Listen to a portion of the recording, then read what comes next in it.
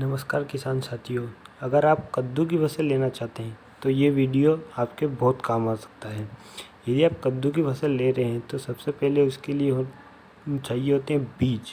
तो देख सकते हैं आप मेरे खेत में जिस तरह मैंने कद्दू की फसल ली है, इसमें मैंने बीज जो पुराने मेरे कद्दू की फसल थी उसमें से मैंने बड़े कद्दू अलग कर लिए थे और उसके ही बीज मैंने इस्तेमाल किए हैं। बाहर से कोई बीज नहीं लिए। आप चाहे तो आप भी कर सकते हैं, किसी किसान भाई से जिसने पहले कद्दू लगाए हो आप उसके से बीज ले सकते हैं, या चाहे तो आप दुकान से भी ले सकते हैं। आपके एरिया में किस प्रकार की वैरायटी चल रही है, किस प्रकार की किस्में चल रही है, आप वहाँ जाकर बीज ले सकते हैं। और फिर बीज के बाद में आती है बात बीज कितना लेना है। तो अगर आप 1 एकड़ में कद्दू लगा रहे हैं तो आपको 2 से 3 किलो बीज लेना होगा। इसमें आपका 1 एकड़ कवर हो जाएगा। फिर इसके बाद बात आती है इसमें खरपतवार की। तो खरपतवार के लिए आपको 3 से 4 बार निंदाई गुड़ाई करनी पड़ेगी।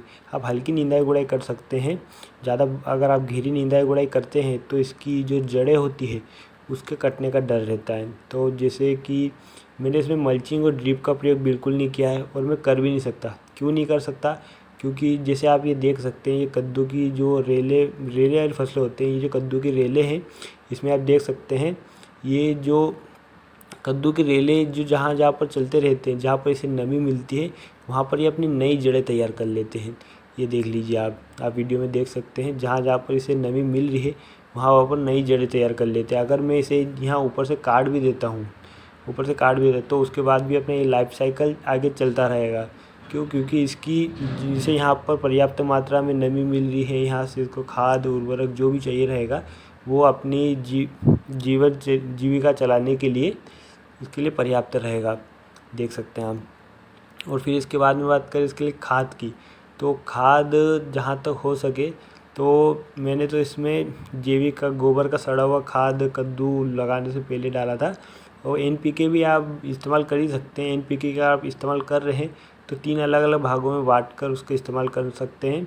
एनपीके की मात्रा आप 2:1 अनुपात में इसका इस्तेमाल कर सकते हैं। और जैसे ये कद्दू में क्या होता है, जो रेले होते हैं उसमें एक तरफ नर पुष्प होता है और एक तरफ मादा पुष्प होता है। उसमें पर परागण होता है मधुमक्खी द्वारा। तो इसमें अधिकतर मात्रा में अगर नर पुष्प ज़्यादा होते हैं तो भी आपके लिए अच्छा नहीं है। अगर मादा पुष्प ज़्यादा होते हैं, अगर नर पुष्प कम होते हैं तो भी आपके लिए अच्छा नहीं है। तो दोनों का अनुपात बराबर होना चाहिए। नर पुष्प और मादा पुष्प का अनुपात 2:1 अनुपात में होना चाहिए। तो ये कद्दू की फसल जो मेरी है वो समाप्त होने वाली है। अभी कद्दू छोटे छोटे से लगे हैं, बड़े बड़े कद्दू मैंने सारे बेच चुका हूँ। काफ़ी अच्छा मार्केट में मुझे इस बार दाम मिल चुका है। मैंने लगभग 12 से 20 रुपये किलो के बीच में कद्दू बेचे हैं। हमारा लक्ष्य हमेशा कम से कम लागत में अधिक से अधिक मुनाफा पाना होता है, जो कि हमने इस बार भी किया है। हमने कम से कम लागत में कद्दू की फसल लेने की कोशिश की है, जो आप भी कर सकते हैं। जैसे मैंने बताया था कि आप इसमें बीज की मात्रा 2.5 से 3 किलोग्राम प्रति एकड़ लगती है।